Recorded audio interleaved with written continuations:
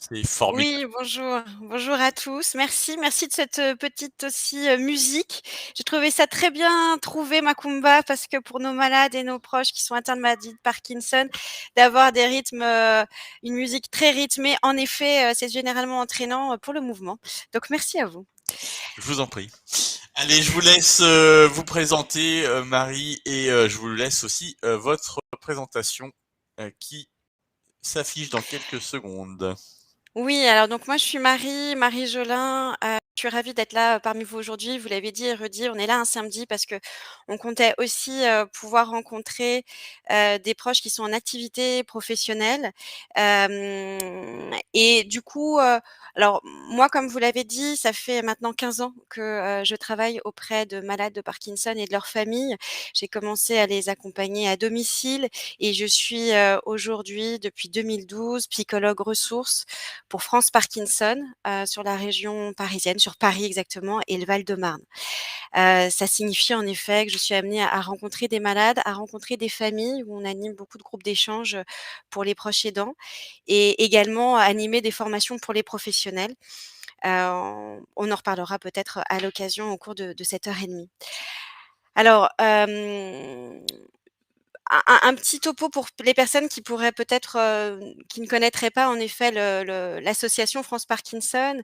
Rapidement, c'est quand même une association, qui a été créée en 1984, qui est reconnue aujourd'hui d'utilité publique, depuis 1986 et qui a été fondée par, le professeur Agide de la Salpêtrière qui s'est aperçu en fait qu'il y avait à un moment donné un besoin d'une part de faire avancer la recherche sur la maladie de Parkinson, mais également de créer du lien entre les familles, entre les malades qui pouvaient se sentir souvent isolés, par rapport aux troubles en fait, de leurs proches ou aux troubles, qu'ils pouvaient vivre eux-mêmes.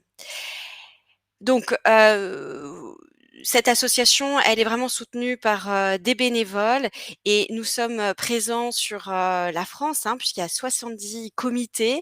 Donc j'ai entendu que vous veniez, aujourd'hui de différents endroits, sur l'Hexagone et peut-être même ailleurs et donc puisqu'on parlait de la Corse. Donc en tout cas, il y a des comités, et vous pouvez vous y référer sur le site directement de France Parkinson pour voir en effet, pour avoir les coordonnées en tout cas, des délégations et des comités les plus proches de vous. Nos missions, la mission de l'association, c'est vraiment de pouvoir déjà soutenir et d'accompagner les personnes malades et leurs proches et je m'appuierai bien sûr aujourd'hui sur cette expérience, hein, de soutien et d'accompagnement pour pouvoir, expliquer l'impact de la maladie sur, les relations sociales, amicales, familiales, et aussi professionnelles. L'idée aussi de l'association, c'est de pouvoir informer, communiquer autour de la maladie et des traitements, c'est de pouvoir aussi financer la recherche, je le disais tout à l'heure. C'est de pouvoir aussi sensibiliser l'opinion, d'interpeller les médias et de mobiliser aussi, les pouvoirs, publics. Alors, peut-être que, on va tenter en effet, d'aborder, différentes situations. Je vais bien sûr, m'appuyer sur mon expérience. Et j'ai bien conscience que toutes les situations que je vais apporter, seront pas forcément exhaustives. On pourra en tout cas discuter ensuite, hein, bien sûr, si vous voulez amener si vous avez certaines questions par rapport à ce que vous pouvez vivre. J'espère en tout cas que ça vous donnera des clés et je vous prie d'emblée de m'excuser si jamais, mes propos parfois peuvent vous heurter ou sont parfois maladroits. Vraiment mon idée, c'est de pouvoir aujourd'hui vous apporter des pistes de réflexion et vous prémunir finalement de certains impacts de la situation d'aide, puisque, l'aidance, on le sait, peut avoir des impacts, ça peut être insidieux, mais, quand on accompagne un malade de Parkinson, en effet, il peut y avoir un certain nombre de conséquences sur nos relations sociales avec un risque, on va le voir, d'isolement. Donc ça va être un de mes premiers propos, c'est-à-dire de parler d'isolement, peut-être aussi de solitude que parfois vous pouvez vivre, des mécanismes insidieux qui se mettent en place et puis on fera ensuite, bien sûr un focus plus particulier sur le travail, en abordant à chaque fois des trucs et astuces, peut-être pour pouvoir, se questionner soi-même, adapter aussi un certain nombre de choses pour pouvoir lutter contre. Alors 1re question, ce serait peut-être de savoir pourquoi on va parler des remaniements aussi dans les relations aux autres. Parce que finalement, très rapidement et je vous l'ai rappelé ici, du coup sur cette slide, c'est-à-dire que très rapidement, les études sur les aidants ont montré qu'il y avait certains besoins qui n'étaient pas, couverts quand on est aidant. On peut les montrer ainsi: un besoin de répit, de réseau, de reconnaissance et un besoin de ressources financières. Alors qu'est-ce qu'on entend par là? Souvent ce qu'on évoque et peut-être ça fera écho à des choses que vous vivez, il y a ce besoin de répit. Il peut y avoir un besoin en effet, de temps pour soi. Les gens, disent souvent ils manquent de repos, ils manquent, de temps pour des loisirs, pour, rencontrer des amis. Et d'où le besoin aussi de réseau, hein, de réseau, de liens sociaux, parce qu'on s'aperçoit qu'il y a véritablement un impact quand on accompagne, une personne en situation de handicap, une personne malade. Besoin de reconnaissance, ceci a davantage à voir avec la question, de l'entourage et aussi avec la question de la société, la question parfois aussi au sein du travail, la reconnaissance des managers, de reconnaître aussi sa situation, même si elle est personnelle. Et puis des besoins de ressources financières. Il y a parfois, et souvent des besoins d'aide, des besoins, d'argent, et on reviendra. Donc en fait, assez rapidement, on s'est aperçu en effet que par rapport à ce besoin de réseau, il y avait en effet, un impact sur, les liens sociaux. Alors, quand on regarde un peu les chiffres, si on s'appuie sur le baromètre Aider et travailler en 2020, alors là, en effet, ça se base vraiment sur, des aidants qui accompagnent tout type de personnes aidées et qui sont dans le milieu professionnel. Mais il y a quand même 62 des aidants qui disent que la relation d'aide a un impact sur leur vie sociale. Parce qu'ils réduisent leur activité, hem, leurs sorties culturelles, leurs loisirs, leurs activités sportives. Il y a 35 aussi des aidants qui témoignent d'un manque de temps. C'est véritablement le principal obstacle souvent qui est rentré au quotidien, hein. Ça, ce sont des chiffres qui sont tirés de la fondation April et ce chiffre augmente souvent si, les aidants ont des enfants, hein, et donc il passe ce chiffre à 46 pour les familles avec un ou 2 enfants, avec cette question de manque de temps. Je pense que vous reconnaîtrez, que vous ayez des enfants ou non, avec cette question du temps où généralement, surtout quand la maladie est davantage installée, hem, il y a un besoin d'aider bien sûr au quotidien son proche, mais aussi de faire face aux questions administratives, à la gestion du quotidien. Ça passe par les courses, parfois par le ménage aussi également, par rapport aussi même à l'aider, pour tous les rendez-vous médicaux et cetera.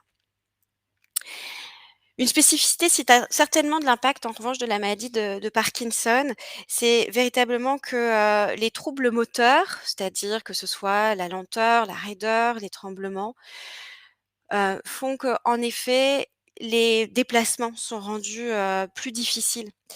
Et il peut y avoir aussi, beaucoup d'inquiétudes, qui sont dues à l'imprévisibilité des troubles quand on est dans les phases de fluctuation de la maladie avec ces périodes qu'on appelle on et des périodes qu'on appelle off, où il peut y avoir véritablement une anxiété du malade, mais aussi de la famille qui se pose des questions, qui sont inquiets, pour savoir comment réagir si jamais, la personne malade se bloque dans la rue, se bloque, au musée, voilà et du coup, comment réagir? Quoi faire?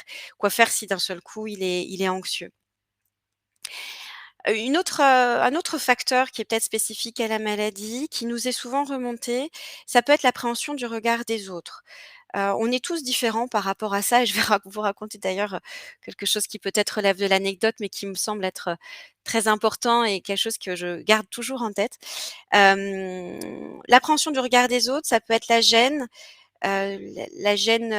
face, en effet à montrer son trouble, parce que souvent en effet, il y a une méconnaissance de la maladie et je repense du coup à ce monsieur, dont je me souviendrai du coup toujours, qui marchait parfois en perdant l'équilibre et il pouvait donner l'impression de tituber et ce monsieur, vivait dans une petite commune et les gens pensaient en fait qu'il était ivre et du coup, il s'était créé un t-shirt et sur ce t-shirt, il avait écrit, «Je ne suis pas ivre, je suis parkinsonien». et il marchait à l'extérieur, avec ce t-shirt où là, du coup, il ne vivait pas sa honte, il l'évitait pas, mais au contraire, il expliquait, son handicap et il expliquait, son trouble. Alors je vous invite pas tous à mettre des t-shirts ou à proposer aux personnes que vous accompagnez de mettre des t-shirts ainsi, mais c'est pour dire qu'on est tous très différents par rapport à la question du regard des autres. C'est vrai que j'entends aussi à contrario, d'autres familles qui évitent des sorties, qui évitent d'aller au restaurant aussi parce qu'ils sont gênés par les tremblements, parce qu'ils sont gênés, parce que cela va impliquer, c'est sûr, c'est plus difficile de pouvoir s'alimenter, quand les gestes fins sont difficiles ou lorsqu'on tremble et qu'on peut en mettre en effet à côté de son assiette et voilà, certains, du coup préfèrent éviter, d'autres au contraire trouvent des stratégies, en allant dans un restaurant accueillant, en cherchant, des salles un peu à l'abri des regards. Voilà, on est tous différents mais vous l'aurez compris, un des risques majeurs avec, cette maladie, avec ce handicap, c'est, de s'isoler. Et finalement, le proche, nous en tant et vous en tant que proche, vous pouvez être aussi impactés par ce risque et par ce risque d'isolement. Donc, cette question, c'est un peu je manque de temps, je crains aussi parfois de laisser mon proche seul quand la maladie, évolue. Je manque finalement aussi parfois de confiance vis-à-vis des autres, je manque de confiance pour en parler, pour me faire aider. Je peux culpabiliser, on sait que c'est souvent un trait commun, auprès des aidants. Je peux culpabiliser à l'idée de laisser mon proche et du coup, le risque, c'est que je m'isole et que je me sente seule. Alors, on pourrait se demander pourquoi, le fait d'être isolé, ce serait un risque? Alors déjà, ça me paraît intéressant toujours que les définitions et de savoir, qu'on ait un peu un langage commun et du coup voilà ce qu'on pourrait dire de l'isolement, selon le Conseil économique, social et environnemental, qui lui va souligner davantage que l'isolement, ça signifie la rareté des liens ou le manque de qualité de ces liens. Donc ils disent ainsi: «C'est la situation dans laquelle se trouve la personne qui, du fait de relations durablement insuffisantes dans leur nombre ou leur qualité, est en situation de souffrance et de danger». Alors, l'isolement social, finalement, ça se réfère souvent à une carence de contact interpersonnel, c'est-à-dire que c'est un paramètre totalement objectivable, à savoir qu'on va mesurer le nombre de personnes rencontrées, le statut conjugal, si la personne vit seule ou non, la taille de son réseau social, la participation à des activités de groupe. Et peut-être que vous allez dire, mais moi, je suis pas isolée. Parce que je rencontre, au quotidien des auxiliaires de vie, parce que ma famille vient me voir, ou je garde quelques activités. Mais on s'aperçoit aussi qu'il y a des personnes qui peuvent être en contact avec d'autres, mais si ces liens sociaux, en fait, ne nourrissent pas l'individu, ils peuvent provoquer un sentiment d'isolement alors même qu'il vit au milieu des autres gens. C'est-à-dire que d'un seul coup, on introduit ici pour moi la notion davantage de la solitude. C'est-à-dire qu'on pourrait considérer que sur la version psychologique de l'isolement social, sur ce versant psychologique, on peut parler de solitude, c'est-à-dire qu'il y aurait une insatisfaction face à la qualité des rapports sociaux qu'une personne entretient. C'est-à-dire que ce soit, en termes de fréquence, d'intimité ou de partage. On peut donc souffrir de solitude tout en étant, entouré et je pense que, bien sûr, vous penserez, comme moi à ce fameux poème de Lamartine, qui s'appelle d'ailleurs «L'isolement» et où il écrit: «Un seul être vous manque et tout est dépeuplé», hein et c'est véritablement ça et je pense qu'il y a un continuum quand on a ou en tout cas un risque de continuum quand on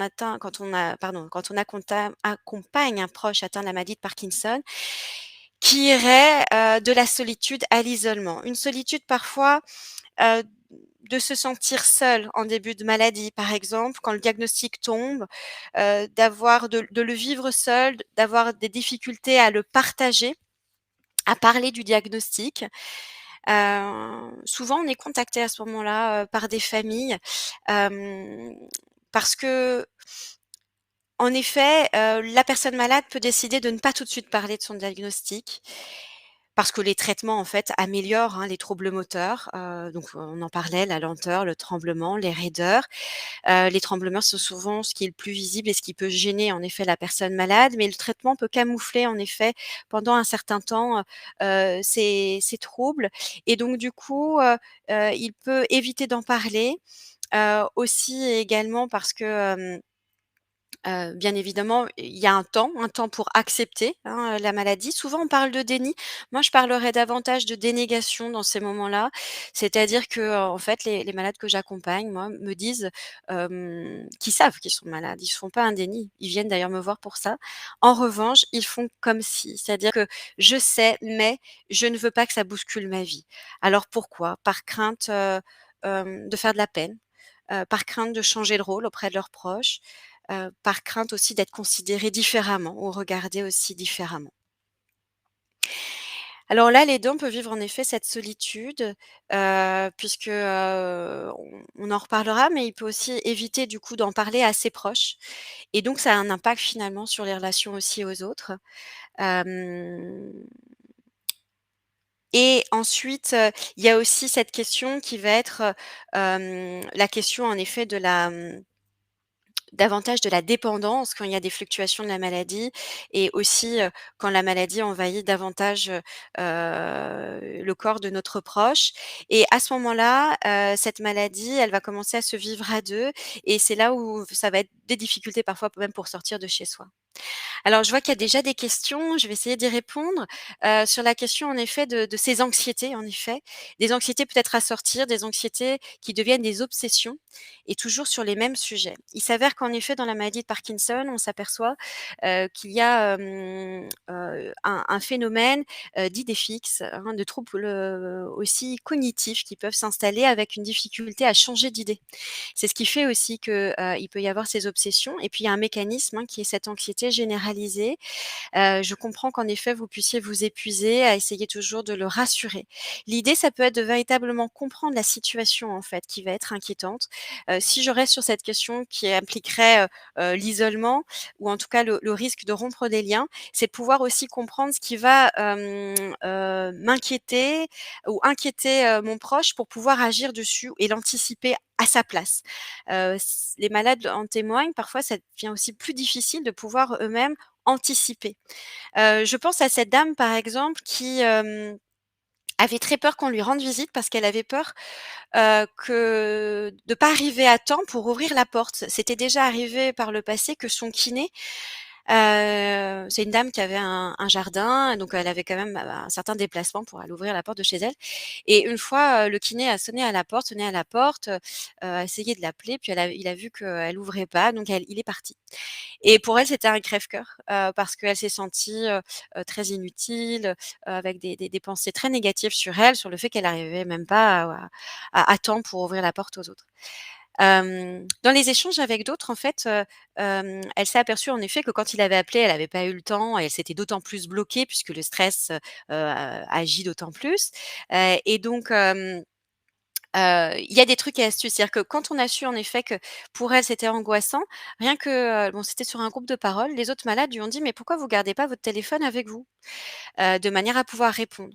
Voilà et bah, bizarrement, elle y avait pas pensé, c'est-à-dire qu'en effet, de par cette situation, elle pouvait anticiper, le fait que, quelqu'un allait l'appeler si jamais, on sonnait à la porte et de pouvoir leur répondre: «Bah, j'arrive, je suis bien là, mais je suis au fond du jardin».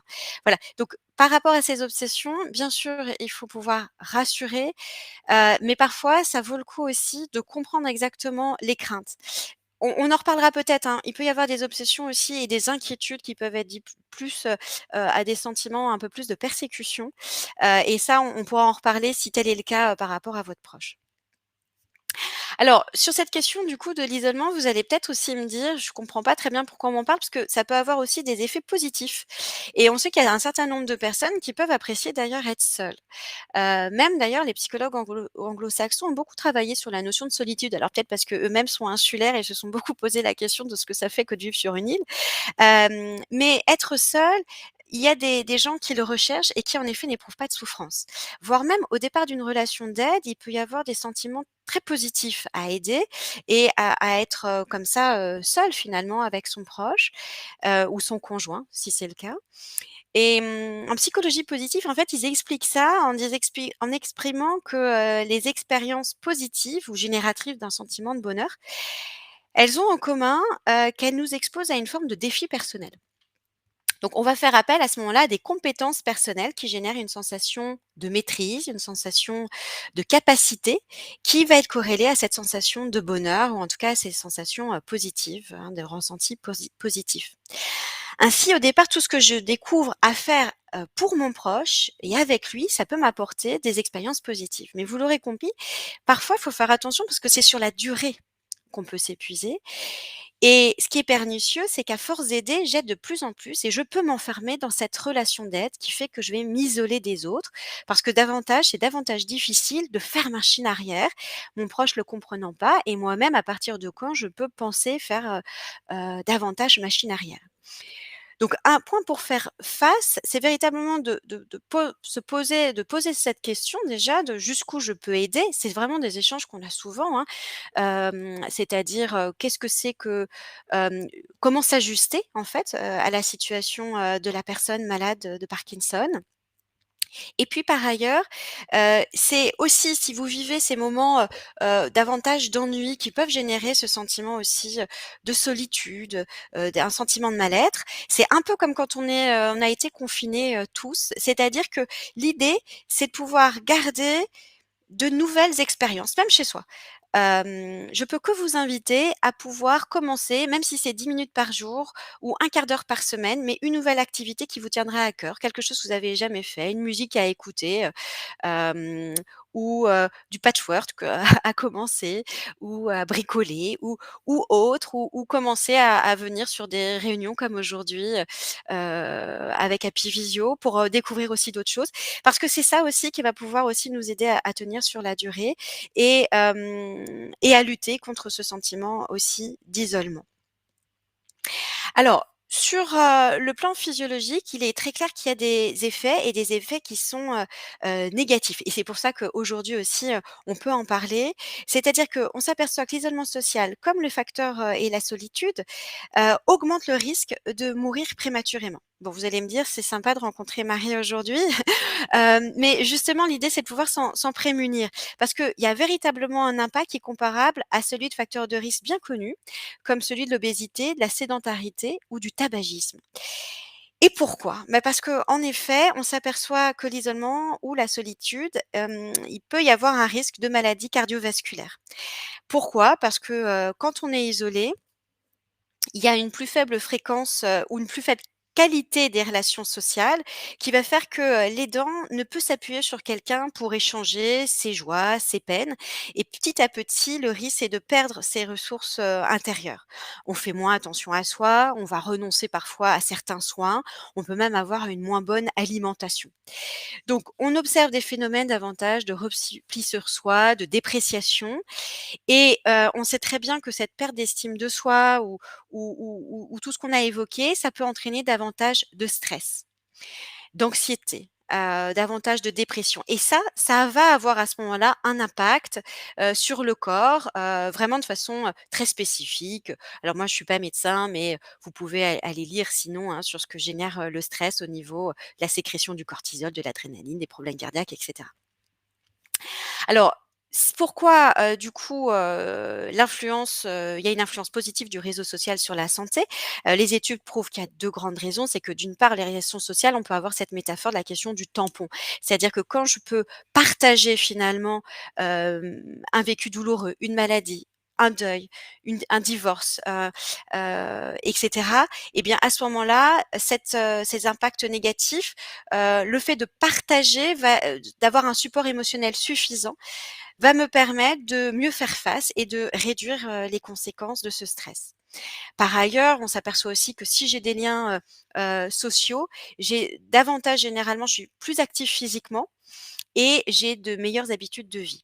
Et puis aussi, il y a un fait indéniable, ce qui est que, souvent je parle davantage de ce que je vis et du coup, je suis mieux conseillée. C'est-à-dire que si j'ai un problème de santé et bien, à ce moment-là, un de mes proches va peut-être me dire: «Bah, là, il est peut-être conseillé à ce moment-là que tu puisses, quand même toi aussi aller voir un médecin, faire attention à toi» et cetera. Voilà, alors vous l'aurez, bien sûr aussi compris, et je le dis et je le redis, c'est pas parce qu'on est isolé qu'on souffre forcément de solitude et inversement, c'est pas parce qu'on souffre de solitude qu'on n'est pas entouré. hein. Et c'est vrai que cette question, du vécu de la solitude, elle renvoie aussi quand même à soi, à notre personnalité, à notre histoire de vie et les conséquences, hem et les conséquences aussi sur la qualité des liens qu'on émet est forcément aussi, en lien avec notre personnalité. C'est pour ça aussi que souvent on peut inviter les gens à comprendre ce qui se joue en soi et à aller rencontrer du coup, un psychologue pour mieux comprendre finalement, nos propres mécanismes puisque tout ça se joue aussi dans la singularité. Alors, si on continue, simplement et c'est juste pour que vous compreniez que, parfois on s'en aperçoit pas quand on est aidant parce que c'est une situation assez commune, hein. Il y a 11 millions d'aidants. Mais quand on est aidant, c'est assez proche des facteurs de risque qui ont été mentionnés, suite aux études, de la Société de Saint-Vincent-de-Paul comme de la Fondation de France, qui évoquent comme facteur de risque, le fait de perdre un proche, l'isolement, hein, de la famille, les décès et cetera, sont facteurs de risque. Les pertes physiques et de mobilité, donc là, on est vraiment sur cette question-là quand on accompagne un malade de Parkinson. Surtout qu'on a l'habitude de dire que c'est une maladie qui se vit en couple, hein, même si c'est pas un couple conjugal. Souvent, c'est une maladie qui invite à, étant donné la dépendance, à partir d'un certain temps, vis à vraiment vivre la situation à 2 et donc le handicap peut être source aussi, d'isolement et donc par ricochet, celui de l'aidant. Aussi les problèmes de santé mentale, le syndrome d'épuisement de l'aidant, la dépression ou l'humeur dépressive, l'anxiété peut générer aussi à un moment donné un repli sur soi et on a moins envie d'aller voir les autres. Moi, j'ai envie aussi ici d'introduire la notion de la culpabilité dont on parlait peut-être déjà tout à l'heure, parce qu'on l'entend beaucoup cette difficulté parfois à laisser son proche. Je vous invite pas à le faire bien sûr si, votre proche est en situation de risque. Mais parfois aussi, on peut s'interroger sur, jusqu'où va cette culpabilité. Est-ce qu'il y a véritablement un risque? Est-ce que mon proche est en danger? Est-ce que je peux lui en parler? Parce qu'il y a peut avoir cette, culpabilité à laisser. La culpabilité, c'est un trait commun souvent qu'ont les aidants, aussi parce que souvent on se met une barre, haute en fait dans l'idée d'accompagner, la personne malade. Je repense à cette dame qui, était en activité professionnelle et quand elle partait la journée pour travailler, son mari, le supportait, tout le jour et en revanche, quand elle sortait en lui disant qu'elle allait voir, des amis, il se mettait à pleurer et c'était du coup très pénible pour elle. Elle se culpabilisait beaucoup et du coup, elle lui disait pas forcément qu'elle allait voir, ses amis pour pas le mettre dans cette situation-là et elle comprenait pas trop pourquoi finalement il pouvait être toute la semaine seul et le week-end il se mettait à pleurer. Et elle était étonnée parce que lui-même n'arrivait pas à l'expliquer. Il faut voir aussi que parfois il y a des effets et là, il y a un des troubles qui s'appelle l'hypersensibilité dont peuvent souffrir un certain nombre de malades de Parkinson, qui font qu'eux-mêmes vont dire que leur, réaction est exagérée par rapport à la situation. Ils en souffrent beaucoup, parce que c'est souvent très handicapant. Par exemple, je pense aussi à des gens qui vont prendre la parole en public ou qui ou voilà, ou qui manifestent en effet, leur douleur, donc ils peuvent pas réfréner leurs pleurs. Mais ça signifie pas qu'ils ne rationalisent pas et ils se disent: «Mais c'est exagéré quand même ce que je vis et ce que je fais vivre à mon proche». Voilà, donc du coup, c'est aussi quelque chose à avoir en tête, de bien comprendre aussi, la situation et de voir ce qui peut, moi-même, ce qui se joue en moi dans ces moments-là. Dans ces facteurs, de risque, il y a aussi la question de vivre seul, c'est-à-dire en huis clos, à 2, hein et de refuser peut-être des visites ou à un moment donné de se dire: «J'ose pas» et on verra quoi faire, hein, mais j'ose pas, que les gens viennent chez moi. La pauvreté aussi, alors je le dis un peu de but en blanc, il faut l'entendre ici comme en tout cas, des facilités financières moindres. Par exemple, ça se joue beaucoup pour des gens qui seraient, à temps partiel, des aidants qui travaillent, mais qui peuvent plus en effet travailler à temps plein parce que par, manque de temps, ils sont obligés en effet, ils sont contraints, d'être à temps partiel ou en tout cas d'avoir, un arrêt de travail pour pouvoir accompagner, par exemple leur conjoint ou un de leurs parents à l'hôpital pour des rendez-vous, de neurologue et cetera.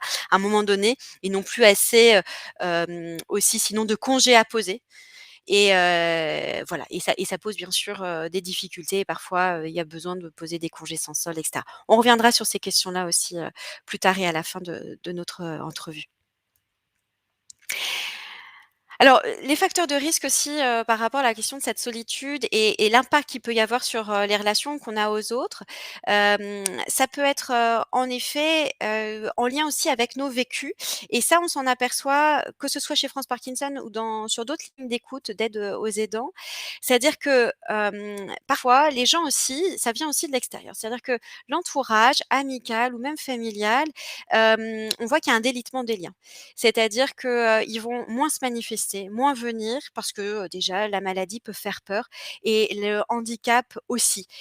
Souvent, il y a une méconnaissance de la maladie, soyons clairs, qui peut provoquer un certain nombre, d'anxiété et d'angoisse et quand on est angoissé, il y a aussi un certain nombre, de mécanismes face à cela qui va être, de l'évitement, de la banalisation aussi, mais souvent aussi, beaucoup d'évitement de la situation et donc les gens, viennent moins. Il peut y avoir aussi une gêne, la peur déjà aussi de gêner, hein, la peur aussi, d'être assez impuissant face à la personne malade, et c'est là aussi où je pense qu'on va pouvoir, nous agir en réfléchissant à comment communiquer autour de la maladie. Le vécu, de l'aidant, hein, c'est-à-dire que nous aussi, il peut se passer des choses, à savoir que, déjà, c'était le premier point qu'on a soulevé et je peux avoir une crainte de trahir la personne, mon proche qui ne veut pas en parler et du coup, comment en effet ne pas me sentir seule avec mon problème si je peux pas en communiquer autour de ça? C'est assez fréquent, hein, que, les gens, viennent dans nos groupes de parole ou nos groupes d'échange parce qu'à un moment donné, ça devient très lourd au bout d'un certain temps, de ne pas pouvoir partager, ce qu'on vit, de pas pouvoir parler de la maladie avec tout un ensemble de questions qui nous viennent et peut-être c'est votre cas aujourd'hui, donc n'hésitez pas ensuite aussi à poser vos questions. Parce que, parfois j'ai pas toujours, confiance, et je ne veux pas trahir, la personne malade qui, lui, a aussi son temps d'acceptation de la maladie. Alors parfois c'est assez lourd à porter et alors je dis pas qu'à chaque fois d'en parler, ça peut soulager. Je vous invite pas non plus à trahir votre proche, mais en revanche, peut-être que vous poser la question de savoir à qui en parler. Il y a peut-être quelqu'un quand même de confiance autour de vous, voire quelqu'un qui connaît pas votre époux et ça vous ferait du bien de pouvoir partager cette situation et peut-être ce qui vous non pas lui comment il est, mais vous, de quelle manière ça vous impacte vous, parce que ça vous concerne. Et puis par ailleurs, on reverra, mais ça peut être aussi le moment de partager avec des gens qui vivent la même chose au sein en effet, des différents, comités de France Parkinson. Parfois, on s'isole aussi et on souhaite pas, parler. On va moins à des activités avec nos amis comme on le faisait auparavant, parce qu'il peut y avoir une crainte, de peser finalement, sur les autres.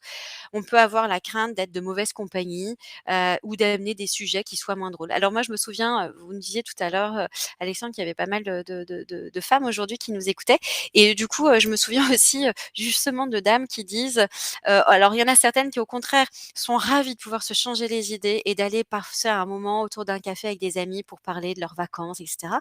Même si elles-mêmes ne partent plus en vacances parce que ça devient compliqué à cause de la maladie. D'autres pour qui, et là c'est vraiment dans la singularité, c'est un crève-cœur et ils se retrouvent plus dans des choses qui leur paraissent beaucoup plus trop superficielles. Voilà. On est tous différents, mais c'est important d'en tenir compte pour savoir de quelle manière on a envie d'être en lien avec les autres. Est-ce qu'on a envie davantage, au contraire, de partager des choses communes et dans ces cas-là, il faut le savoir et il y a des choses qui existent pour, des gens qui vivent la même chose, des aidants et cetera. Ou au contraire, on a envie de se changer les idées. Il peut y avoir en effet un sentiment à un moment donné de décalage, avec, ce que vivent, les personnes avec qui on partageait auparavant un certain nombre de choses et donc on cache pour soi. J'interroge aussi le fait que ce vécu-là, il peut être certainement en écho à ce que vit finalement la personne aidée et c'est pour ça que par ricochet, c'est vrai qu'on peut être impacté par la maladie de notre proche. Il y a d'autres éléments qui peuvent venir freiner l'échange avec nos amis ou nos familles, et certainement que ça vous parlera, ces questions des conseils des autres, qui montrent souvent leur incompréhension.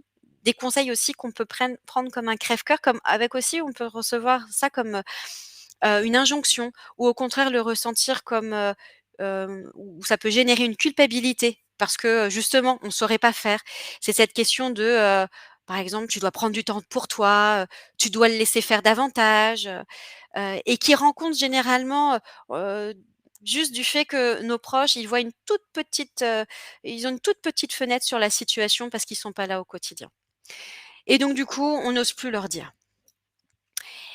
Je me souviens de cette dame qui dit: «Beh, je veux plus parler, à mes amis, de ma situation parce qu'ils font que de me dire: "Tu devrais placer, ou confier ton proche à un EHPAD, c'est pas possible ce que tu vis, regarde ce qui se passe"». Et cette dame, elle a pas du tout le souhait, ni son époux ne souhaite pas rentrer en EHPAD et du coup, c'est comment aussi, mettre en place, voir ce qui se passe et du coup, elle a décidé de ne plus parler, à ses proches de la question de l'institution parce qu'elle le prend comme un crève-cœur à chaque fois. Dans nos échanges avec nos proches, ça peut être aussi la banalisation d'eux, c'est-à-dire qu'ils arrivent et vous connaissez cette situation où, généralement, la personne malade est beaucoup mieux parce que motivée. On va voir les raisons si vous voulez après. Mais il est beaucoup mieux en tous les cas, quand, il y a justement, du monde autour de lui et donc les gens viennent et vous disent, «Mais, finalement, il va très bien, par rapport à ce que tu nous dis, on l'a vu, mais ça va quand même pour lui». Ou bien au contraire, ils vont vous dire: «Ah, il a la maladie de Parkinson? Bon, bah, heureusement, ouf, là, il y a un traitement, hein, c'est pas comme la maladie d'Alzheimer», et voilà et donc parfois, ce sont des paroles maladroites où les gens essayent d'être réconfortants, mais on le sait aussi que parfois, en essayant de rassurer l'autre, ça peut être mal accueilli parce que, ça montre aussi l'incompréhension, de nos proches. Heu, alors je disais qu'en effet, il peut y avoir cette incompréhension et puis on peut en avoir un peu de rancœur par rapport à la personne malade qui fait un effort. Finalement, on se dit quand, il est entouré et puis, moi en revanche, il va moins bien, il fait moins d'efforts avec moi, je souffre de ce manque de reconnaissance, je m'essouffle aussi. Mettons juste le curseur sur 2 choses dans ces moments-là. Dites-vous bien, d'une part, que la motivation aide dans la maladie, c'est-à-dire que le fait de sécréter, on sécrète davantage de dopamine quand on est motivé. C'est pour ça qu'on vous invite à trouver des activités qui font plaisir à votre proche, à vous-même aussi, parce que ça va sécréter en effet davantage, de dopamine. Hem Et puis par ailleurs, il y a aussi, un deuxième phénomène qui est que pour tout à chacun, quand on est, face à d'autres et bien, on prend sur soi, là où parfois chez soi, on a envie d'être sous sa couette. Vous nous disiez qu'il pleuvait à certains endroits, de France. En effet, parfois, on est chez soi, on fait un peu moins d'efforts et peut-être que tout à l'heure, vous allez recevoir des gens à l'heure du déjeuner et du coup, là, vous allez vous apprêter, être beaucoup plus souriant et cetera. Donc c'est aussi un phénomène tout à fait normal au niveau psychologique. Alors, je lis en effet qu'il y a souvent un gros décalage dans le rythme de vie et en effet, il y a cet autre symptôme qui est la lenteur, qui fait que le malade a un rythme qui est totalement ralenti et que l'aidant doit passer à la vitesse supérieure pour assumer à 2. D'ailleurs, je me demande si par rapport à la lenteur, je ne sais pas comment vous réagissez, donc la personne qui témoigne ici, certainement est d'autant plus, actif, ce qui génère, déjà aussi un épuisement, certainement à long terme, hein, pas toujours et puis il y a aussi, cette autre problématique où au contraire, il y a des aidants qui nous disent, «Moi, c'est d'autant plus difficile parce que, de voir quelqu'un aussi qui est beaucoup plus lent et cetera ou voire, très raide et beaucoup plus passif finalement, apathique, hein, puisque c'est aussi un des troubles, ça peut générer aussi un sentiment de repli où à un moment donné, c'est d'autant plus difficile pour moi et ça a un effet, inverse, hein, du fait d'en faire pour 2 et d'être un peu plus, on va dire, hyperactif. Là, c'est pour l'image, hein, je dis pas que vous êtes hyperactif. Donc en effet, il y a ce gros décalage qui peut être difficile à vivre, et qui peut faire aussi que, j'ai du mal à organiser, les situations et ça, on va peut-être en reparler. Je garde la question juste pour après. Alors, comment parler du coup, de la maladie? Ça, on en parlera parce que c'est peut-être aussi là-dessus, qu'il y a un effet. C'est-à-dire que, les autres, hein, et l'entourage peut avoir cette méconnaissance et partir du principe que les gens ne connaissent pas la maladie de Parkinson. Moi, c'est ce que je fais toujours et même quand je rencontre des soignants, je peux vous dire que j'en soigne, qui nous disent au départ qu'ils connaissent la maladie, mais en fait, ils en connaissent pas vraiment les mécanismes et du coup, il y a des choses qu'ils ont du mal à appliquer. Bon, excusez-moi, c'est mon côté un peu militant aujourd'hui qui ressort, mais c'est important de pouvoir savoir quoi communiquer. Alors, je pense qu'il y a d'autres éléments aussi qui peuvent, freiner à l'échange avec nos amis et nos familles. J'aimerais juste attirer un focus sur, et surtout sur la place au niveau des familles, sur les notions de place et de rôle. À savoir en effet que, souvent avec la maladie, on va garder la même place. La place, c'est quoi? Ça renvoie à une position dans la fratrie, par exemple dans la famille, c'est-à-dire que vous restez, les parents, de vos enfants, vous restez, le conjoint, ou l'épouse de votre, mari, vous restez un frère ou une sœur et cetera. Il y a toujours le même degré d'intimité. Cette place ou ce statut, en revanche, ils vont avoir une signification différente et parce qu'on va jouer parfois des rôles différents et quand la maladie arrive, ça impacte en effet, non pas sur la question de la place, mais sur la question davantage du rôle et ce rôle, il est vraiment représenté, par les comportements ou les conduites qu'on va avoir, qu'on va adopter par rapport à une situation.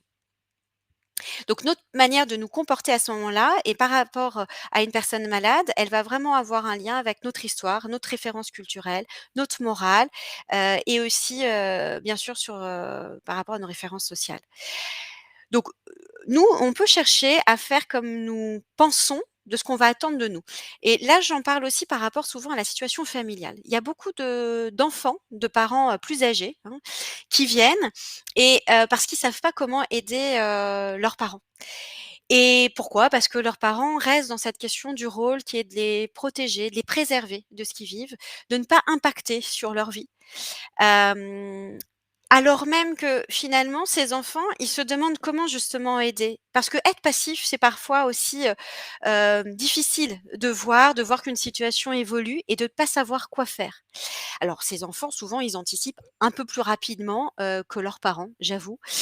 Parce que justement, ils se mettent dans un rôle qui n'est pas toujours attendu par leurs parents et c'est là où l'idée, c'est de pouvoir véritablement dialoguer. Alors pas dialoguer, peut-être vous avez beaucoup de pudeur par rapport à la maladie, mais ça peut être de dialoguer autour des besoins et en tout cas de comprendre, hein, encore une fois que c'est souvent dans un souci, de venir, en soutien. Aider parfois j'aime pas trop ce terme, mais de pouvoir venir en soutien et de dire: «Voilà, je suis là, même si je ne sais pas exactement comment faire». Et chacun donc réagit par rapport à ce qu'il s'est imaginé de ce rôle-là. Dans les familles, bien sûr, tout le monde n'accepte pas ce changement de rôle. Il peut y avoir aussi des conflits familiaux qui expliquent cela. Aussi parce qu'il peut y avoir un déni, hein, de la maladie ou de handicap dans la famille, qui fait qu'on fait comme s'il y avait, rien, alors que du coup ça génère des incompréhensions. Bien sûr, il peut y avoir aussi du coup des problèmes de communication. Voilà. Alors, c'est parfois aussi, on peut s'interroger aussi sur, sa place, qui fait que ça va rompre certains liens ou les rendre plus difficiles. À savoir que, il y a généralement un aidant principal de la famille et peut-être que vous, aujourd'hui, vous l'êtes, cet aidant principal, c'est-à-dire celui qui est, le plus souvent auprès de votre proche, et souvent la relation d'aide dans ces cas-là peut être assez insidieuse. C'est-à-dire qu'on met en place un certain nombre de mécanismes qui fait que souvent plus on aide et comme je disais tout à l'heure, plus on aide, plus en fait on va aider et puis il y a des mécanismes aussi face à l'inquiétude qu'on peut avoir et à l'angoisse, c'est-à-dire qu'on peut chercher à hyper protéger, il y a l'hyperprotection, du malade, il y a aussi le sentiment de savoir aussi nous, d'être sûr de savoir, quoi faire. Il y a un sentiment aussi parfois de toute puissance, alors vous allez me dire c'est un peu négatif, mais un sentiment d'utilité qui fait qu'on a du mal aussi à déléguer ou à laisser la place à d'autres et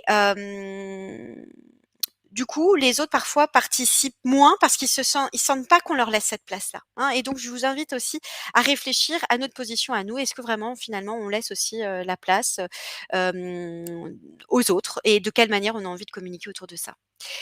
Il peut y avoir aussi des aidants indirects, c'est-à-dire que sachez aussi que, quand vous aidez, vos parents, quand vous aidez votre conjoint et bien, qui fait et à qui vous déléguez de façon indirecte, les tâches. Je pense par exemple ici aussi par rapport, par exemple aux enfants, c'est-à-dire est-ce que c'est votre aîné qui du coup, va davantage aider, son petit frère, pour son travail parce que vous allez prendre le temps, d'aller voir à ce moment-là, vos parents? Est-ce que c'est votre époux, qui du coup, va s'arranger en plus de son travail pour faire ceci, cela auprès de ses enfants et cetera? Et parfois et eux aussi, ils ont besoin, d'être pris en considération et aussi de réfléchir avec eux sur l'impact des relations et des relations familiales. Hem Alors, je vois qu'il y a aussi, Et Oui, quelques questions. Oui. je me permets de revenir Oui, oui. effectivement sur des situations, particulières où les personnes s'investissent peut-être beaucoup au départ, dans des tâches, administratives ou autres de toute Oui. manière et ensuite, il y a une certaine, enfin comment trouver le sa bonne position? Quelle peut être la situation lorsqu'on est plusieurs frères et sœurs pour arriver à aider, le papa, la maman? Voilà, quels peuvent être, aujourd'hui vos conseils par rapport à ce dispatching de rôles? Oui. Déjà, c'est prendre conscience qu'on s'imagine pas tous la même chose et la même manière d'aider et parfois, ça vaut le coup, d'emblée de pouvoir en parler. Il y a des gens qui vont pouvoir être véritablement aider dans l'intime, aider au quotidien, ça peut être, un soutien davantage moral, qui est important aussi. Ça va être parfois un soutien vraiment aussi, dans une aide à la toilette, voilà. Il y en a d'autres qui vont être plus sur la dimension administrative, remplir la feuille d'imposition, donner un coup de main pour, je voyais le dossier de la MDPH et cetera parce qu'ils se sentent plus à l'aise. Il y en a d'autres aussi, ça va être, davantage sur, les rendez-vous médicaux, le la relation en effet, médicale et ça vaut le coup de pouvoir en parler, parce qu'on a, c'est vrai aussi tous des limites. Mais à un moment donné aussi, c'est comment sinon mettre en place autre chose si moi je n'y arrive pas, parce que je peux l'entendre, hein, enfin il y a, tout le monde n'est pas en mesure de donner une toilette par exemple à un de ses parents. Et du coup, qu'est-ce qui existe comme solution? Et là, vous pouvez aussi réfléchir. Il y a quand même, des lieux, alors je pense aux maisons des aînés et des aidants, je pense, aux groupes d'échange qu'on anime, je pense à des coordinateurs, sociaux qui peuvent aider, heu, en quoi ils aident? Ils aident pas forcément, alors ils peuvent faire une guidance de la famille, mais ils aident aussi parce qu'ils peuvent donner des éléments sur ce qui existe et souvent, il y a une difficulté, hein, aujourd'hui en France qui est qu'à la fois il y a beaucoup de choses qui existent, mais souvent on n'est pas au courant et en même temps, quand on est au courant, on ne sait plus quoi mettre en place en premier. Et ces acteurs-là peuvent vous aider à mettre des priorités. Et moi, souvent, ce que je dis, c'est qu'une première priorité, c'est finalement de quoi, on a besoin surtout en premier. Et puis il y aura des choses à mettre en place, ensuite. Alors en effet, souvent aussi dans les jeux familiaux, il faut bien voir que quand la maladie arrive, il y avait eu aussi tout un passif et que se rejouent aussi des éléments, très symboliques de ce qui lui a pu se passer en amont, hein, et dans les rapports, en effet entre fratries, des questions de rivalité, des questions de réparation aussi auprès d'un de ses parents ou une recherche davantage d'affection qu'on n'aurait pas eu, plus jeune, et cetera et cetera. On a tous aussi nos sensibilités différentes. Alors je combler bien sûr par rapport à la situation parce que ça nous serait difficile ici. Mais en revanche, j'espère avoir voilà des quelques axes pour essayer déjà de comprendre un peu ce qui se joue et de pouvoir, davantage communiquer et un peu, parfois ça peut valoir le coup de dresser un peu, une liste de rôles, et d'inviter aussi l'autre, de prendre en main. C'est-à-dire que les gens souvent ils vous disent non et ça on va le voir d'ailleurs sur la slide, suivante. C'est-à-dire qu'en fait, ils ont envie d'être aidés mais c'est là où il faut un peu parfois, prendre les choses en main et pas attendre qu'on vous donne l'autorisation. Bien sûr, je nuance, il faut quand même le consentement et cetera. Mais dans cette situation où j'ai un frère ou une sœur qui aide davantage, alors que je voudrais bien faire, parfois, en effet, ça peut valoir le coup de dire: «Non mais là je vais le faire, donne-moi le dossier et cette fois-ci, même si tu as le temps, même si tu peux, je prends la chose en main». Parce que, parfois c'est difficile de déléguer quand soi-même en fait, on aide, hein, tout simplement. C'est aussi un peu ce mécanisme insidieux, de la relation d'aide. J'attire votre attention rapidement sur la focus sur les jeunes aidants, même si peut-être ça concerne pas, directement la plupart des gens qui nous écoutent. Mais on sait quand même aujourd'hui, donc les jeunes aidants, c'est des jeunes qui ont moins de 18 ans et on sait aujourd'hui qu'il y a 17 des lycéens qui sont des jeunes aidants et qui aident de manière significative, à savoir entre 6 heures à 26 heures par semaine la personne qui est aidée. Je ne pourrais pas vous donner des chiffres par rapport à la maladie de Parkinson, mais ces aidants, ces jeunes, ils peuvent être aidants de manière directe ou de manière indirecte, c'est-à-dire qu'ils vont prendre le relais de leurs parents, qui accompagnent un de leurs, proches, que ce soit, encore une fois un parent, un oncle, une tante et cetera. Alors ça signifie très clairement qu'il y a quand même un élève par classe au lycée qui est dans cette position d'aide et qui vit exactement les mêmes conséquences qu'une personne adulte, hein, au niveau de la santé, au niveau des relations sociales et qui peut aussi s'isoler. On sait que ce sont majoritairement, des filles et souvent que les foyers peuvent avoir des manques de moyens, ce qui fait aussi qu'il y a moins d'aide aussi à la maison. Voilà, si tout ça, ça vous intéresse d'aller, au-delà et de voir aussi les effets qui soient positifs mais aussi, parfois négatifs, je vous invite à vous rapprocher de l'association, des jeunes aidants, l'association nationale JADE, J-A-D-E. Un aspect en tout cas positif, mais c'est pareil pour tout type d'aidant, c'est que, de reconnaître les effets, de reconnaître ce que fait, le proche, ça a des effets positifs au niveau de, psychique, au niveau aussi, du coup en termes de santé mentale. C'est-à-dire rien qu'une reconnaissance, un geste, une parole, ça valorise et c'est important. Donc peut-être c'est aussi une des clés par rapport à votre sœur de pouvoir ou à par rapport dans la fratrie, de pouvoir valoriser, l'autre aussi. Alors pas non plus, j'ai envie de dire, bêtement et voilà, il faut rester authentique, mais de pouvoir reconnaître l'importance, que c'est vraiment, intéressant et de dire: «Voilà, mais à un moment donné, moi aussi je peux faire quelque chose». Il faut pouvoir se laisser aussi, aider, mais c'est vrai que c'est aussi à l'autre de pouvoir nous inviter à dire de quelle manière, il pourrait être soutenu. Donc quelques questions à se poser. Je pense que la première question, c'est: «À qui puis-je me confier dans ces situations-là? À qui je fais confiance?» Qu'est-ce que je réponds quand on me demande comment ça va, comment ça se passe? Très rapidement, vous vous apercevrez qu'on répond alors c'est aussi très sociétal, mais voilà, peut-être qu'on n'est pas obligé de dire, toujours, que ça va bien. Il y a quelles questions j'aimerais qu'on me pose?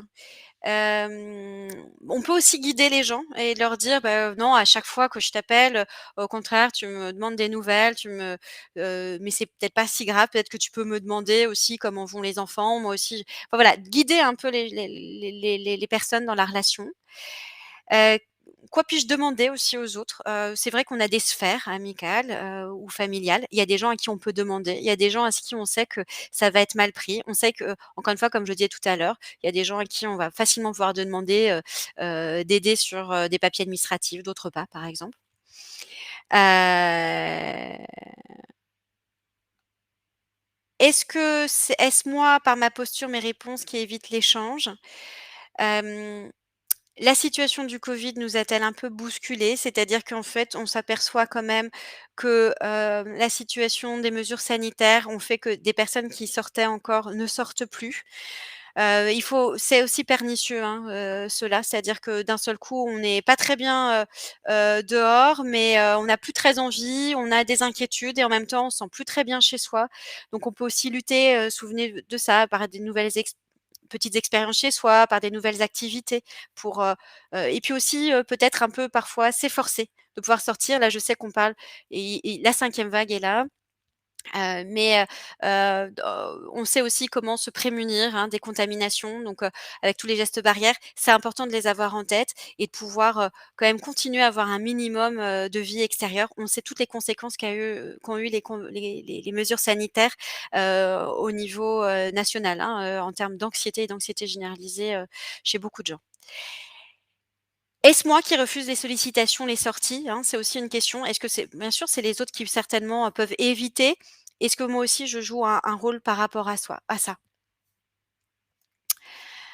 Pour pouvoir en parler, de la maladie, c'est de lutter contre la méconnaissance de la maladie. Alors, vous avez au sein de France Parkinson tout un ensemble, de documents pardon, des documentations. Vous avez, ici, pour mieux connaître la maladie, l'écho. Vous avez aussi, et on une bande dessinée qui s'appelle Dis papa, pour, communiquer auprès des adolescents.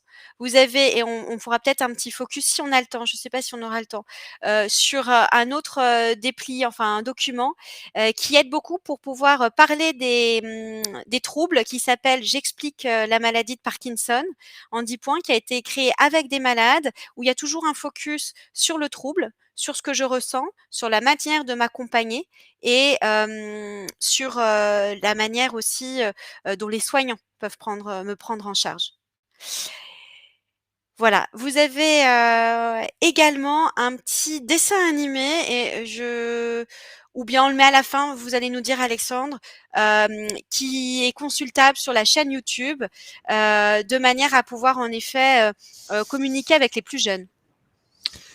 Oui, on pourra peut-être le passer à la fin si vous souhaitez. C'est comme vous voulez. Si vous souhaitez plutôt qu'on le passe maintenant, on peut aussi le faire. Il dure 3 minutes environ. 3 minutes, alors peut-être qu'on peut le faire maintenant. Allez, Voilà, ça voilà. c'est des exemples de communication parce qu'encore une fois, je pense que pour pouvoir agir en effet, sur dans les relations avec les autres, il faut aussi leur expliquer ce que c'est que la maladie. Pas toute la maladie, mais certains troubles spécifiques, et même aux plus jeunes et donc du coup, pour vous montrer, voilà un dessin animé. Allez, 2 minutes même. Voilà. À tout de suite. Je vous Merci. laisse couper votre micro, votre Oui. caméra en attendant. Merci à vous. C'est quoi la maladie de Parkinson? C'est une maladie du cerveau qui se caractérise par la disparition de certaines cellules nerveuses. Ces cellules sont très importantes car elles fabriquent une substance chimique qui nous permet de contrôler nos mouvements. Sans cette substance, ces gestes de tous les jours que nous faisons sans y penser, comme écrire ou manger, deviennent de plus en plus compliqués. Les effets de cette maladie ne sont pas les mêmes selon les personnes. Laurent a par exemple beaucoup de mal à marcher aussi vite que ses amis. Mélanie est prise de tremblements. Elle a du mal à rentrer sa clé dans la serrure de la porte d'entrée. Quant à Fabien, son visage peut tout d'un coup se figer, ce qui donne l'impression qu'il fait la tête ou qu'il est triste. Ces sortes de pannes peuvent surgir à tout moment, un peu comme s'il y avait un interrupteur dans leur cerveau, avec des périodes de off où tout se fige et devient compliqué, et des périodes de on où la vie normale reprend le dessus. Pour le moment, cette maladie qui concerne 200 000 personnes en France ne se guérit pas, mais il existe des traitements pour diminuer ses effets. Un médicament que l'on prend plusieurs fois par jour, associé à des séances de kiné et de sport ou de gymnastique, car bouger est nécessaire. Mais ce qui est très important, c'est la compréhension de leur maladie et le soutien. Fabien, Mélanie et Laurent ont besoin d'être entourés par leurs amis ou leur famille. La honte et l'isolement sont très difficiles à vivre. Aujourd'hui, la recherche médicale avance. On ne meurt pas de Parkinson, mais le handicap est très important. Avoir des projets avec ses amis et son entourage fait partie des remèdes indispensables. Ensemble, luttons contre la maladie de Parkinson et ses effets.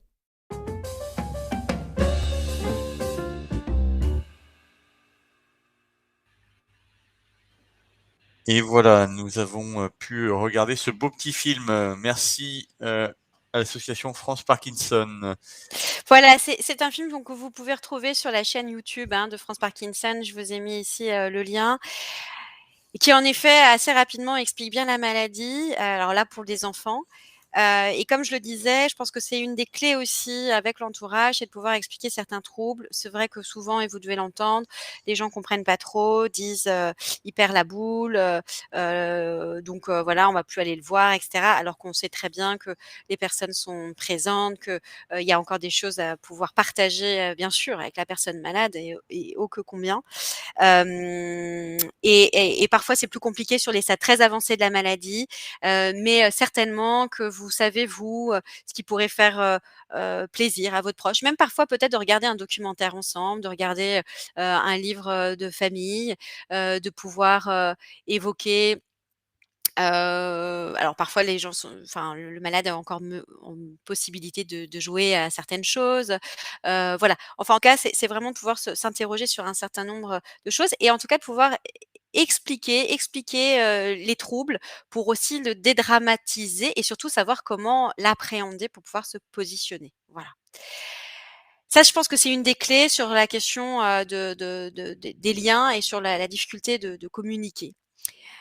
Quelques pistes pour continuer aussi à rencontrer les autres quand les troubles sont fluctuants, voire, envahissants, parce que c'est vraiment à ce moment-là finalement que se joue, cette question davantage de l'isolement, la solitude, peut en effet, se sentir seul dans la situation, ça peut arriver en amont et mais en revanche, par rapport à ça, déjà, un des premiers points, que vous faites certainement déjà, c'est d'adapter les horaires des activités en suivant les périodes qu'on appelle, nous, de fenêtres thérapeutiques, c'est-à-dire les périodes où la personne est en on. C'est-à-dire que quand, le traitement agit de manière beaucoup plus fluctuante, en effet, il faut pouvoir repérer et ça, vous avez même sur le site France Parkinson une petite grille, que vous pouvez trouver où on essaie de suivre sur 3-4 jours, une petite semaine, les fluctuations au cours de la journée, de manière à pouvoir proposer aussi des activités au bon moment à la personne. Si j'arrive alors que, je sais pas, mon mari, est à un moment où il est davantage bloqué en off, où il est du coup pessimiste, a une forme d'apathie beaucoup plus forte,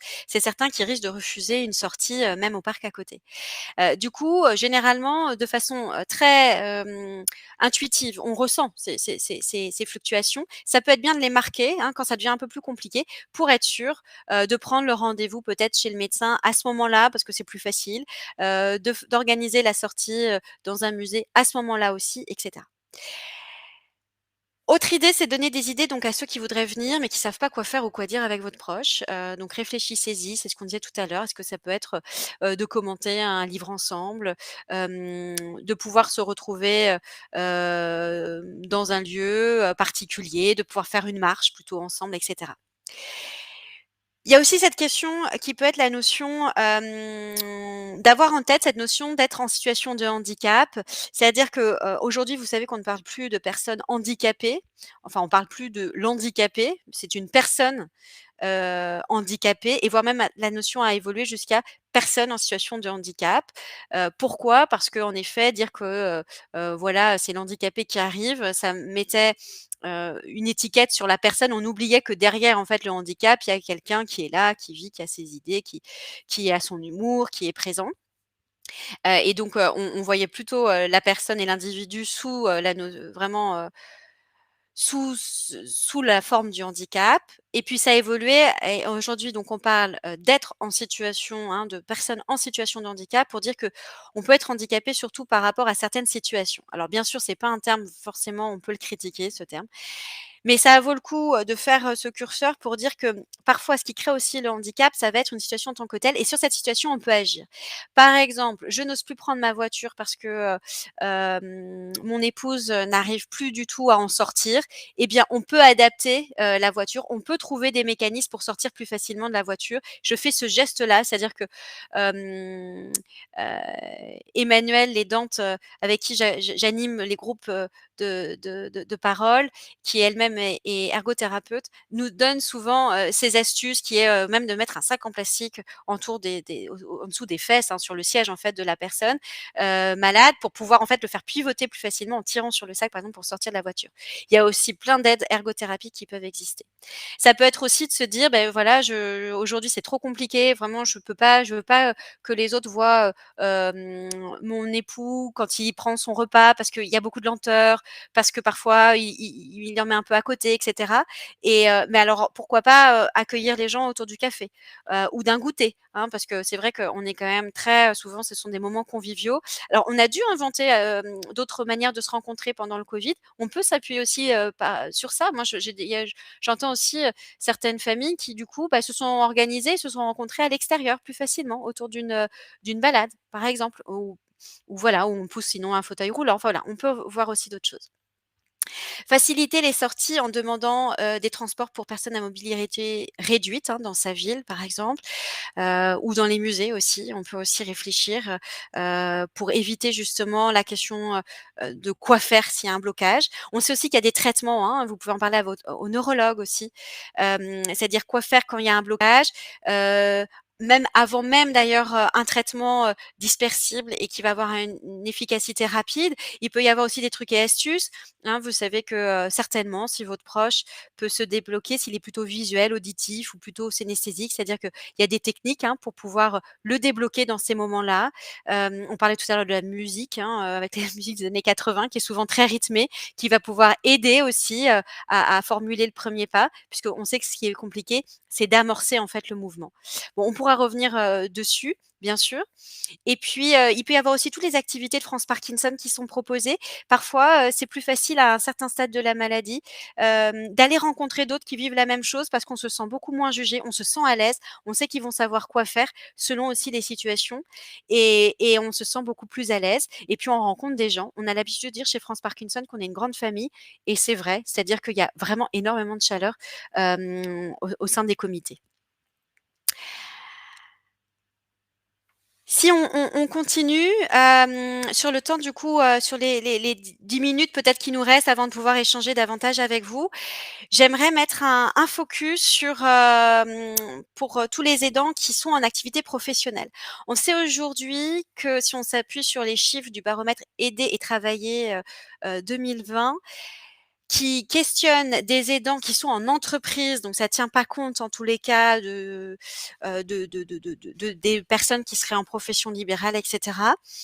Mais en tous les cas, on sait que, c'est sûr, il y a 62 des aidants aujourd'hui qui sont en activité professionnelle, alors, et qui accompagnent là tout type de personnes aidées.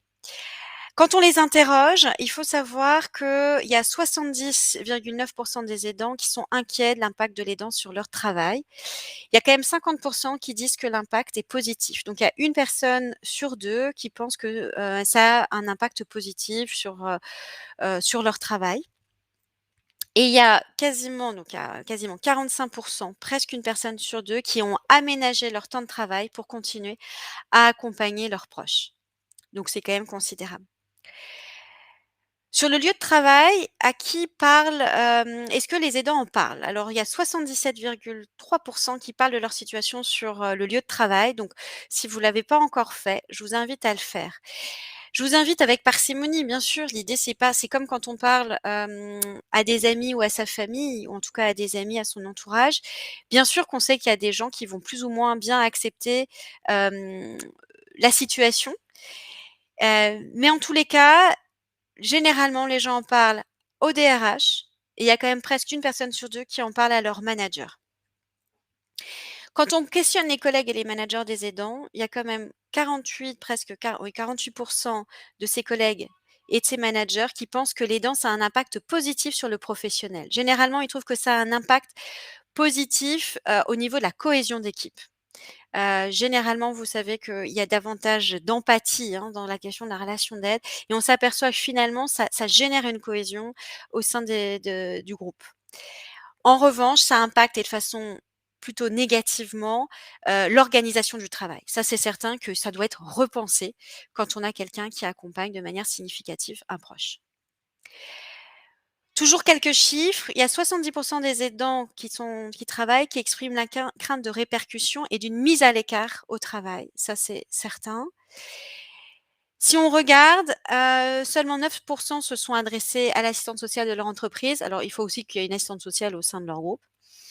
22 parlent aussi à la médecine du travail et au médecin du travail. Il y a 68 qui ont échangé avec un collègue. Des questions qu'on peut se poser, c'est: qu'est-ce que j'attends finalement de l'entreprise sur ma situation? Est-ce que j'ai des besoins dont je pourrais, heu, que je pourrais évoquer avec mes managers ou avec, des personnes, en qui j'ai confiance au sein de l'entreprise? Parce que c'est quand même des points clés. Mais, aujourd'hui, il y a une vraie volonté de faire bouger les mentalités et les représentations au sein du travail.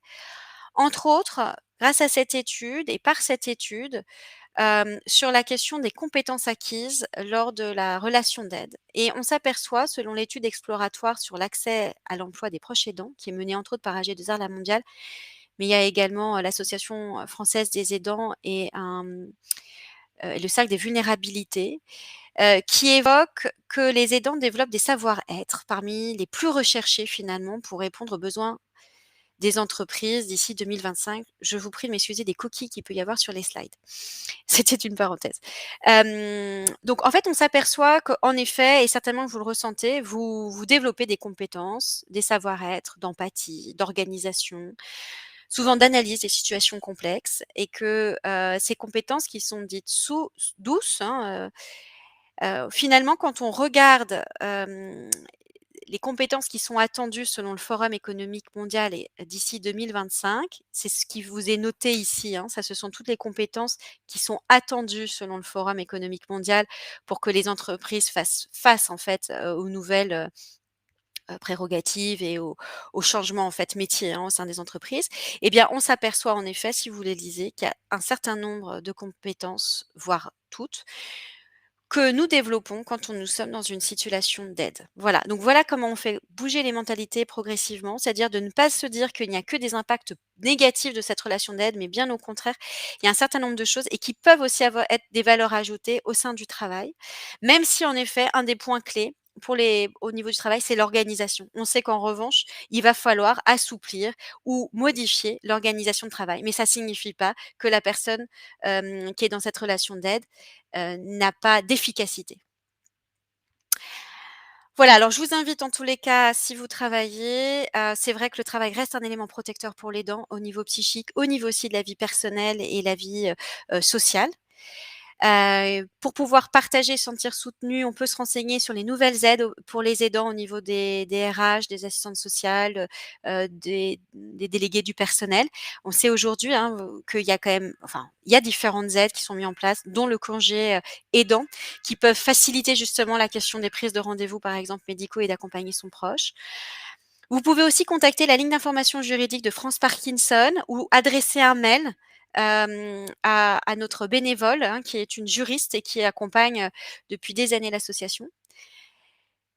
Pensez à déléguer ce qui peut l'être, ce qui n'est pas important pour vous. Et il y a des choses en effet qu'on peut déléguer à d'autres. On peut rencontrer aussi un psychologue de manière à voir ce qui se joue pour soi, savoir comment communiquer, aussi parce que ça peut être vraiment un soutien. Et il y a certainement d'autres idées que vous avez et donc que vous pourrez nous faire partager. Alors je vais terminer du coup avec, la manière, hein, vous retrouvez nos petits logos chez France Parkinson, de quelle manière on soutient. Eh bien, ça peut être du soutien et de l'accompagnement individuel. Il y a des lignes du siège, je vous les donnerai juste dans le slide d'après, hein. La ligne d'info écoute déjà, que vous pouvez, solliciter, vous pouvez en abuser pour pouvoir parler de vos situations.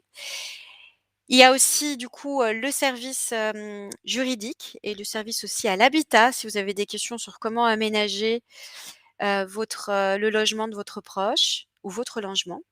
Il y a les lignes d'écoute des comités locaux, aussi pour avoir des informations au niveau local. Ils sont vraiment là dans ce souci d'écoute et d'orientation.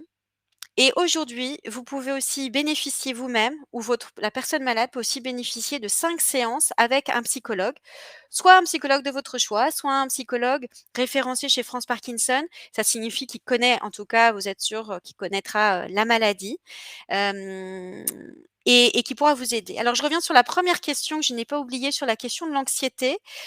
On s'aperçoit en effet que de pouvoir être accompagné, et si, du coup votre proche a beaucoup d'anxiété et d'obsession, d'idées fixes, un accompagnement psychologique peut véritablement aider, qui sera focalisé, davantage sur, véritablement les troubles comportementaux, c'est-à-dire quoi faire face par rapport aux situations ou qui a une approche de psychoéducation, c'est-à-dire de tenir compte en effet dans ces cas-là, des éléments de la maladie.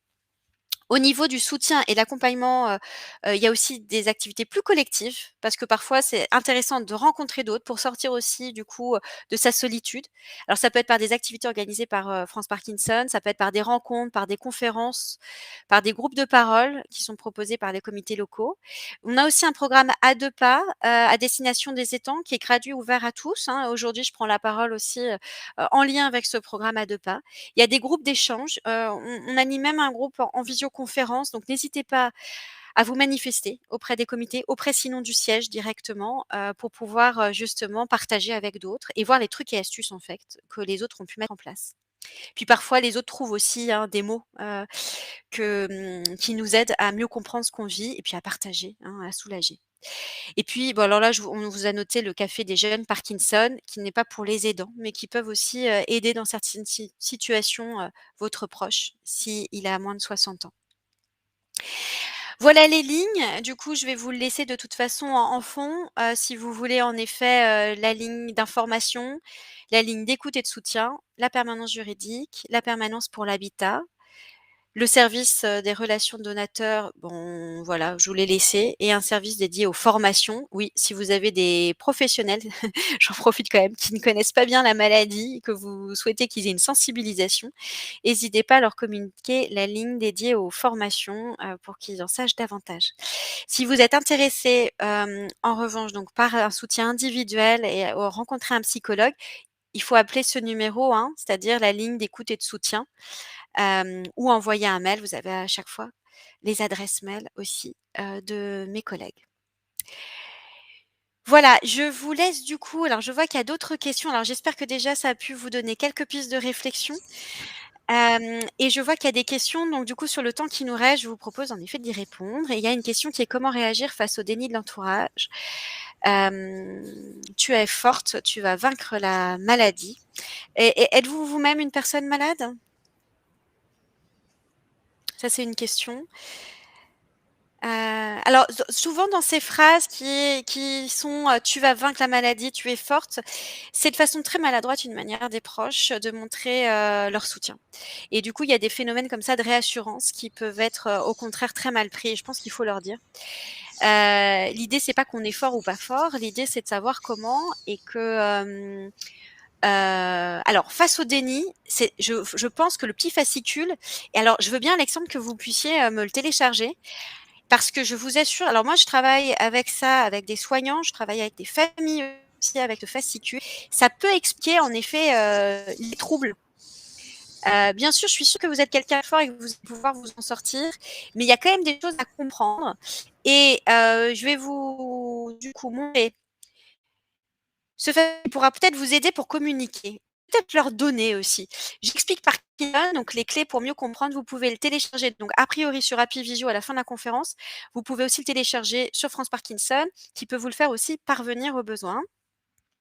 Alors, il est très bien fait parce que, regardez, il y a un sommaire avec différents symptômes qui sont expliqués et je vais vous montrer.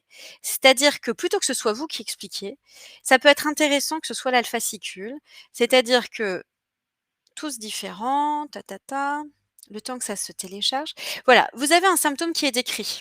Là, c'est Raphaël, 63 ans, je vous ai dit, ça a été monté avec des malades, qui a expliqué. Voilà, on m'a diagnostiqué ma lenteur et du coup, il explique ce que c'est. C'est-à-dire que, il explique comment il le vit et cetera. Et puis ensuite, vous avez des petits focus. Mieux me connaître. Je prends mon temps, je prends le temps, qu'il me faut pour faire les choses, hein. Ça revient sur la question de la lenteur, c'est pas anodin que j'ai choisi. On a eu tout à l'heure, hein, une réflexion sur justement les décalages de rythme. Je m'accorde des phases, des pauses aussi dans la journée pour me reposer et cetera. Ensuite, il y a pour mieux me soutenir, hein, voilà. La lenteur, c'est un symptôme de la maladie, je ne peux pas lutter contre. Si on me dit: «Dépêche-toi, laisse-moi le temps» et cetera, dans ces cas-là, il y a davantage plus de blocage et on est davantage décalé aussi, du coup avec son proche. L'idée, c'est de pouvoir faire souvent quelque chose en parallèle à son proche. S'il est très lent, pendant le déjeuner, d'une part, peut-être qu'on peut réfléchir à faire une collation ailleurs, peut-être le dessert, on peut le prendre ailleurs ou faire une collation un peu plus tôt dans l'après-midi ou qu'il y ait un goûter pour pas que le temps du repas s'éternise. On peut aussi, réfléchir, face à la lenteur, à faire autre chose pendant parce que c'est vrai que c'est un des symptômes les plus pénibles pour l'entourage. Voilà et anticiper par rapport aux sorties.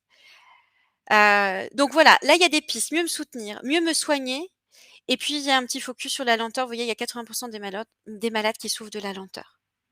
Voilà, donc pour lutter contre ce déni, c'est d'informer et ça peut être peut-être un bon moyen, peut-être de pas donner tout le fascicule non plus, mais voilà. Je sais pas ce que vous en pensez, n'hésitez pas à dire, mais c'est un des moyens, en effet plausible. C'est vraiment de la méconnaissance. Effectivement, bah merci pour ce support complémentaire très bien fait comme toujours hein, par l'association France Parkinson qui permet ainsi de peut-être donner des clés sans obligatoirement poser des mots. C'est pas toujours simple évidemment de pouvoir aborder ce type de sujet et donc ça laisse à chacun le temps de mûrir un petit peu sa réflexion sur la maladie et merci beaucoup pour ces informations. On parlait, il y a quand même quelques questions qui se posent sur l'organisation des aidants autour des familles, hein. On en a parlé déjà tout à l'heure, mais c'est vrai que certains nous stipulaient l'idée que ce soit plutôt la personne malade qui, dès le départ, puisse un petit peu responsabiliser les aidants.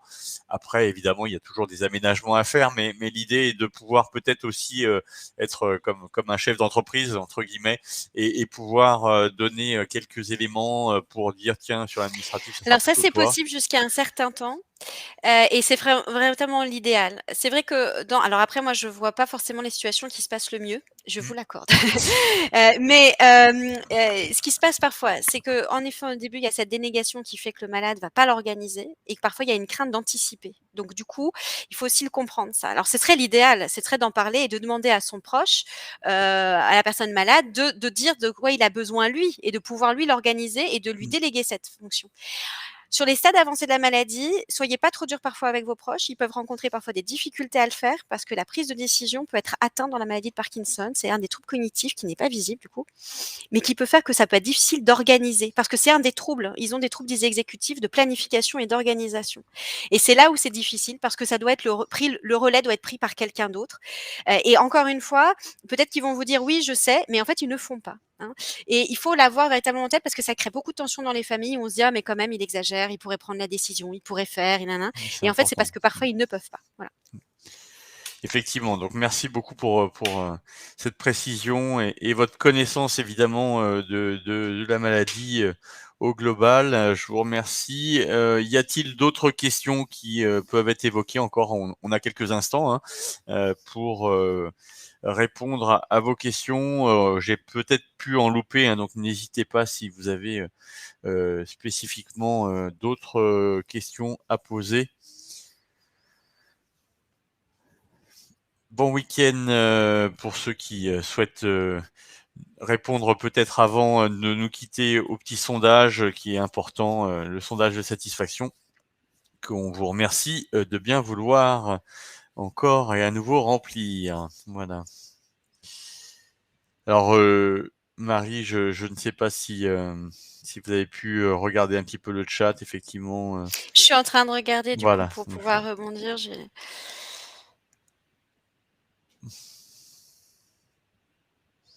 Alors j'essaye de. merci aux personnes aussi du comité 17 qui ont pu Exactement, c'est ce que je vois. Et... Oui, nous bonjour. apporter de l'aide dans le chat. Super. C'est très gentil à eux. Quand je vous dis que c'est une grande famille et que vraiment l'idée c'est d'apporter du soutien et de la chaleur, Effectivement. c'est vraiment le cas. Et du coup, vraiment, si vous vous sentez seul, venez vers nous parce que voilà, généralement c'est ce qu'on dit. La première démarche est peut-être la plus difficile, mais je connais pas une seule personne qui soit déçue de l'avoir faite en fait. Cette démarche de pouvoir nous contacter par un biais ou un autre. Hem, Et puis les gestes de on kiné profitera d'ailleurs, oui. excusez-moi, Mmh. pour saluer Madame Labruyère qui est à l'origine peut-être de l'organisation de Tout ce à fait, rendez-vous. cette organisation. Merci de le faire, en effet. Il y a un monsieur ou une dame qui chute. Oui, Ouais, parce que des je tombe à difficultés par nouveau, rapport et à cetera. effectivement à des problématiques d'équilibre et Oui, on d'accompagnement peut lorsqu'on est seul, voilà, elle est ouais, complexe, et hein. ça, c'est vrai que c'est important dans ces cas-là de penser à vraiment l'équipe en pluridisciplinarité, le neurologue, le kiné, voir parfois des psychomotriciens, réfléchir aussi à des adaptations avec l'ergothérapeute. Enfin voilà, essayer de voir aussi tous les acteurs qui sont autour de soi pour penser la situation. Hem Alors la question des hallucinations, je ne sais pas si on a répondu.